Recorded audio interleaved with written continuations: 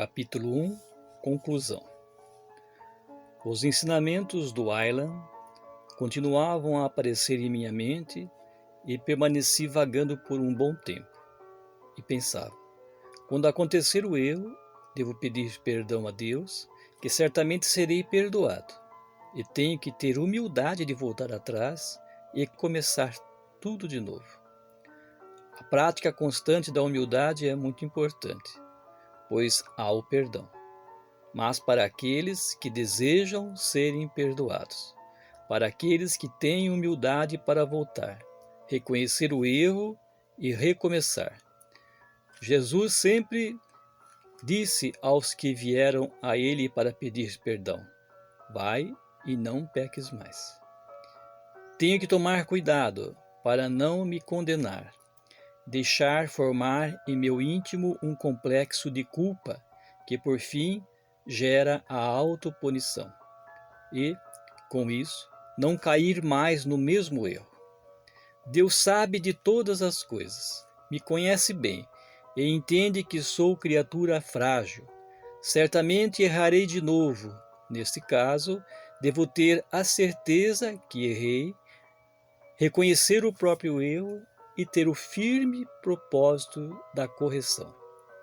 Estava em êxtase, mergulhado em meus pensamentos. Meu anjo apenas acompanhou. Ele tudo sabe e, do devido tempo, sabiamente volta a se expressar, completando a minha linha de raciocínio. Sei que todos passam por essas fases, evoluem e grandes erros que praticavam não fazem mais. Tenho de lembrar que, quanto menor for esse tempo de permanência no erro, melhor, pois será feliz mais cedo. É largar um paradigma que está falido e aderir-se a outro, novo, cheio de vida.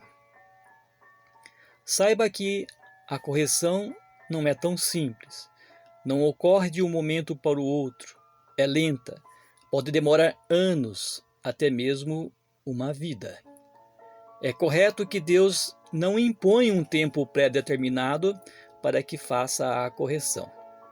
As pessoas são seres livres e cabe a cada um querer sofrer ou ser feliz. São vocês que vão estudar o tempo que devem ficar sofrendo. São criaturas livres e por isso devem pagar o preço. O erro é parte importante para o crescimento, para a aprendizagem. Quem não erra, não cresce. Logo, é bom errar. Deus sabe disso e vocês são criaturas dele e, como seres livres, devem também saber. Ninguém vai errar para sempre. Pode levar um longo tempo de amadurecimento, de crescimento, mas é fatal que o crescimento ocorra. Basta dar tempo ao tempo. Deus tem muita paciência. Sabe que toda gota d'água que cai do céu vai chegar um dia ao mar. Imaginem o que passou pelas cabeças dos discípulos de Jesus, pois abandonaram Jesus durante a sua via dolorosa. Mas houve o auto-perdão, e assim iniciaram uma vida nova com Jesus, seguindo-o até a morte. Nessa segunda chance, não caíram mais no erro. Paulo de Tarso mandou matar Estevão, puniu a tantos discípulos e seguidores de Jesus, Madalena, Zaqueu e tantos outros que não seguiram o caminho da autopunição. Mudaram de paradigma, de rumo. Esse é o caminho. É assim que devemos fazer. A cada erro, seguir adiante nessa estrada evolutiva. Vai e não volte a pecar. Paulo de Tarso foi um grande exemplo de erro e mudança. Fez a maior mudança de rumo na sua vida. Nasceu de novo. Fez uma volta de 180 graus. Tudo isso depois de ouvir a voz do Mestre. Saulo, Saulo, por que me persegues? Paulo chegou a dizer: eu vivo, Mas já não sou eu que vive, é Cristo que vive em mim. Ele, que foi um dos maiores adversários de Jesus, passou a ser um dos mais dedicados propagadores da ideologia do Mestre. A importância de Paulo é tão grande. Escreveu inúmeras cartas, seguiu Jesus até a morte. Poderia a qualquer momento ter voltado atrás, mas manteve-se firme nesse propósito de seguir Jesus. Passou fome, sede, não tinha onde dormir, sofreu por Jesus. Esse foi um grande exemplo de fé, de transformação. Deu tudo por Jesus. Paulo sabia o que queria, tinha um objetivo firme e seguiu sem medo esse objetivo. Sem dúvida, um dos maiores exemplos de fé. Levado pelo Espírito, largou as coisas do mundo. Largou o saber do mundo. Voltou-se para o amor. Podemos então dizer: a letra mata, mas o Espírito vivifica. Com toda a certeza, a salvação da humanidade está na prática do amor. Tudo mais é lixo, sem sentido. Todos os problemas que a humanidade passou e está passando é devido à falta de amor. O egoísmo aflorou de tal forma que está tornando a vida impossível. O ser humano tem que aprender a colaborar um com o outro, ajudar um ao outro nessa busca constante do amor. Esse é o caminho. Temos que renunciar a muitos interesses pessoais em favor do próximo. Não pense que é necessário fazer grandes atos, onde todos possam ver. Não, são pequenas ações. Podem pôr em prática com aqueles que estão mais próximos, convivendo do seu lado, na família, no ambiente de trabalho, na escola, nos momentos de lazer. Não custa dar um sorriso, um aperto de mão, uma frase gentil e a disponibilidade de servir em lugar de ser servido. Aylan finalizou. Podia facilmente ficar horas ensinando, passando as mensagens do Mestre. Eu estava em êxtase diante de tantas informações. Pensei, parado por um bom tempo, será que quem ler esse livro vai acreditar nessas mensagens do Aylan? Ou simplesmente achar bonito? Mas, como a fé é pouca, não haverá mudança em sua vida.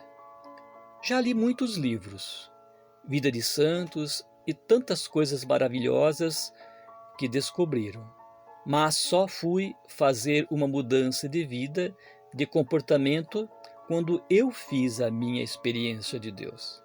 E acrescento, quanto maior for essa experiência, maior serão as mudanças na vida. Lembrei-me de uma passagem da vida de São Francisco, onde ele disse que se aqueles que o ouviam tivessem feito a experiência de Deus que ele fez, certamente seriam muito melhores do que ele. Imerso em meus pensamentos, depois de uma pausa, perguntei a Aylan: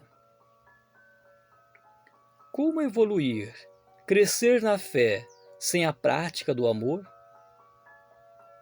Aylan calmamente respondeu, tentando colocar a sua explicação no nível do meu entendimento. Preciso aprender a viver em fraternidade, em harmonia com o próximo. Jesus sabia bem dessa verdade, por isso foi ao encontro dos discípulos, procurou fazer tudo em fraternidade, não ficou só na sua caminhada. Interrompi abruptamente a resposta de Aylan, dizendo: entendi, já observei a importância da vida fraterna, dessa forma evoluímos mais rápido, embora todos estejam evoluindo, ninguém para. É pena quando aqueles que mais ajudam o próximo aplicando no dia a dia a caridade, perdem-se e desanimam, achando que tudo isso não tem valor. A exemplo dos próprios discípulos de Jesus, que o abandonaram no momento que mais precisava deles. Aylan continuou de onde eu parei, dizendo: é a perda da fé. Devem, a exemplo e ensinamento de Jesus, guardar a fé com a prática constante da oração. A oração deve fazer parte da vida em todos os momentos. Nunca devem se afastar do Pai. Vejo que muitos se voltam para si, investem em aprimoramento intelectual, mas, se não tiverem caridade, nada vale sua inteligência, seu conhecimento. Como se desenvolver se caminham na horizontal somente?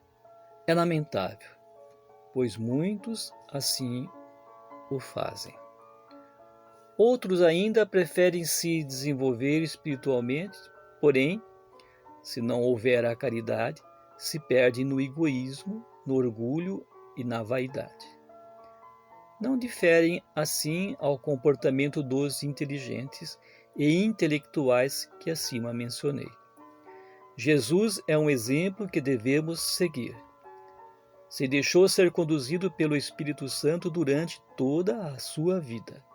Tornou-se vazio, pequeno, insignificante, para que Deus, dentro dele, agindo livremente, pudesse torná-lo grande. Quem segue Jesus, convertendo todo o seu conhecimento em prol do seu semelhante, esse recebe a essência da ciência, da filosofia, da religião, da arte. Na verdade, esses são os bem-aventurados, os pobres em espírito, porque deles é o reino dos céus. Já estão vivendo nesse reino, já são felizes, já estão em paz, já encontraram Jesus. Logo, não precisam de mais nada para serem felizes. Entendo o seu dizer, meu anjo, e mergulhado em seu ensinamento, completei. Esses que chegaram nesse ponto da caminhada, nada querem para si, a não ser a glória de poder servir, como Madre Teresa de Calcutá, São Francisco de Assis, Santa Clara e tantos outros. Lembre-se do ensinamento de Jesus. Digo-vos, a quem tem amor, caridade, será dado, mas aquele que não tem amor, caridade, será tirado até mesmo o que tem. Esse é o caminho, não existe outro. O amor é tudo, fora dele a humanidade se perde, encontra o caos, tristeza, morte. Jesus é o modelo a quem devem seguir, hoje e sempre. Ele ensina que devem estar no meio do povo, seja rico ou pobre. Uma vida em coletividade. Note que Jesus ia às casas dos ricos e dos pobres. Estava presente nas festas. Aceitou o convite para as bodas de Caná. Desejava de todas as formas passar o ensinamento das leis divinas. Dialogou com todos. O seu objetivo era ensinar.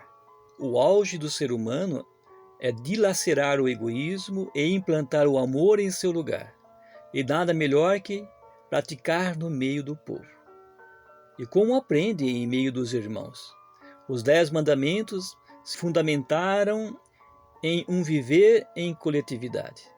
Tem que viver de acordo com a lei de Deus. Para isso o ser humano foi criado. Jesus ensinou a viver no meio do povo e passar pela aprovação e coibir o orgulho, vaidade e egoísmo. Pense nisso. Viver bem em uma sociedade exige prática. Tem que destacar o amor, a caridade. Essa prática Jesus ensinou, e muitos a seguiram e foram felizes. É o caso de São Francisco de Assis, que você tanto gosta de citar. Ele seguiu o caminho da humildade, desapego, simplicidade, caminho que o Mestre ensinou. Para alcançar esse objetivo, primeiro tem que arrumar o seu interior, a harmonização interna. Deve primeiro transbordar para que o excesso caia sobre os outros. Não deve passar para o outro aquilo que não tem. O importante é a superação do eu, depois o outro, o qual tem que ser respeitado a sua decisão, pois todos são livres. A liberdade de escolha tem que ser respeitada. Cada irmão pode escolher livremente o caminho do bem ou do mal.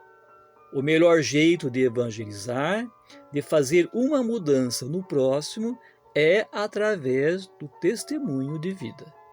Jesus ensinou um novo caminho. Posso dizer, o único caminho que leva ao reino de Deus, a felicidade plena. Não há outro caminho. É esse o paradigma que deve ser adotado.